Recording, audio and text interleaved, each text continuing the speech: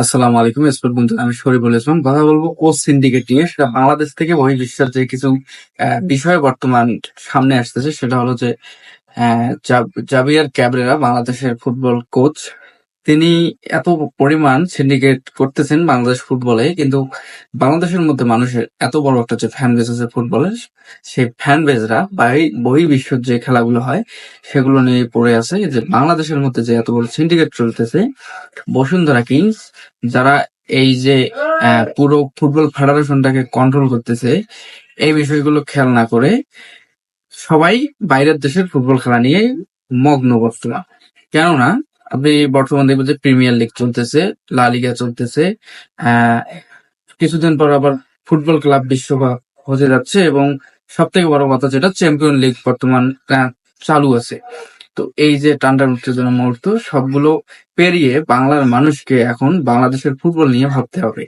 জাবরিয়ার Cabrera, তিনি এই যে আলামনের মতো একজন স্ট্রাইকার, যিনি ক্লাবের সর্বোচ্চ আহ বড় একজন তারকা বললেই চলে বাংলাদেশের, তিনি এক নম্বরেই আছেন। এত ভালো একজন স্ট্রাইকার, তাকে বসিয়ে রেখে হাবিজাবি স্ট্রাইকারকে দিয়ে ফাঁকা গোল যখন দিতে পারে না, তারপরও তাকে যখন আসলে বাংলাদেশ ফুটবল ফেডারেশন থেকে অভিনন্দন জানানো হয়, তিনি নাকি বাংলাদেশ ফুটবল ফেডারেশনের 30টি ম্যাচে রেকর্ড করেছেন, তখন আসলে হাস্যকর বিষয়টা এটা কোনো বিষয়ই হতে পারে না।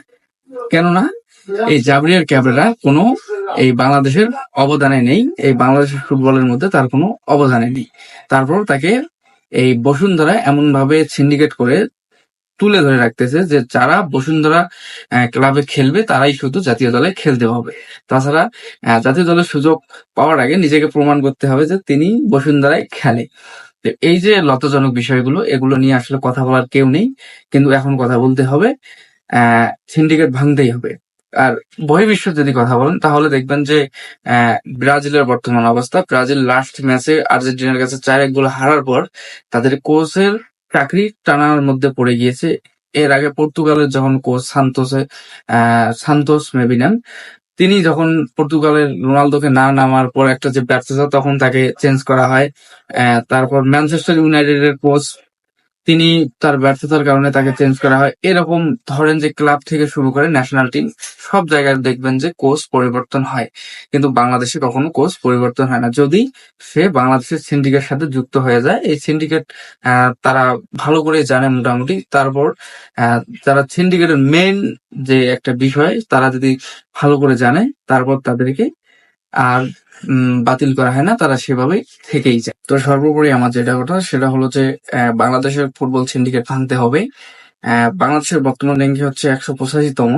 85তম থেকে হামজা চৌধুরী দলে যোগ দেওয়ার পর যখন ইন্ডিয়ার সাথে বাংলাদেশের একটি ম্যাচ হয়, তারপর তারা 87তমতে এসে যায়। তো এত সিন্ডিকেটের পরও যখন র্যাঙ্কিং আমাদেরকে এগিয়ে আসতেছে আমাদের র্যাঙ্কিং, তখন আসলে সিন্ডিকেট ভাঙলে হয়তো আরো আমরা এগিয়ে আসতে হবো। কেননা চুলকার নাইন, ফাহমিদুল, তারপর হচ্ছে যে কুইন সুলিভান এবং হামজা চৌধুরী যখন বাংলাদেশের হয়ে খেলবে একসাথে, তখন আসলে ফুটবলের ক্যাটাগরিটাই চেঞ্জ হয়ে যাবে এবং বাংলাদেশ আরো এগিয়ে আসবে র্যাঙ্কিং এর দিক থেকে, আমি আপনাকে গ্যারান্টি দিচ্ছি।